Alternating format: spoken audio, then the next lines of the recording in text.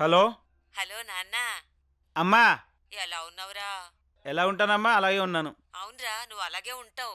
నేను చెప్పినట్టు ఏ అమ్మాయి మెళ్ళలోనో 3 ముళ్ళు వేసేస్తే నేను కృష్ణారామ అంటూ కాలం వెళ్ళదీసేదాన్ని. అమ్మా, నీ కోడలు వస్తే కృష్ణారామ అనుకుంటావు, నాకు పెళ్ళం వస్తే కుయ్యో మొర్రో అనుకోవాలి. చచ్చినా పెళ్లి చేసుకోను.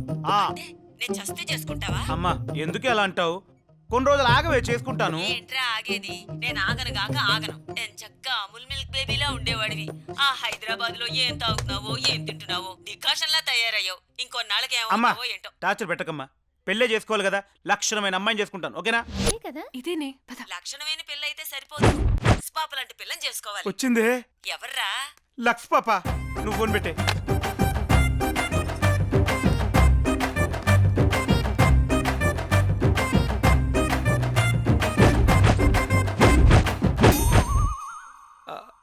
ఓ hello, excuse me. yes, what can I do for you? తిన కోసం ఒక అబ్బాయి కావాలి. ఇలాంటి కత్తిలాంటి అమ్మాయి కోసం బరిసెలాంటి కుర్రాడు ఆల్రెడీ రెడీగా ఉన్నాడు. అవునా? అంటే మహేష్ బాబులా ఉంటాడా? అంత యావరేజ్ కలరా? మరి ప్రభాస్ లాగా? అంత షార్టా? అయితే అల్లు అర్జున్ లాగా? అంత లో ఎనర్జీ? మరి ఎట్లుంటాడు? చెప్పను, చూపిస్తాను. అంతకు మించి ఉంటాడు.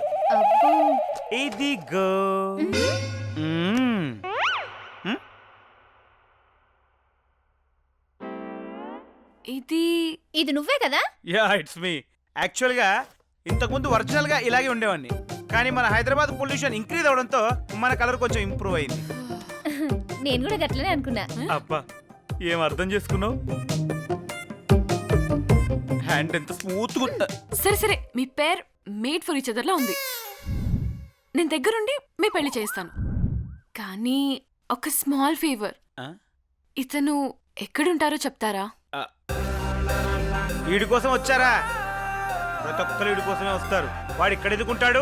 ఏ జనతా బార్ లోనే ఉంటాడు. జనతా బారా? ఆ పదవే.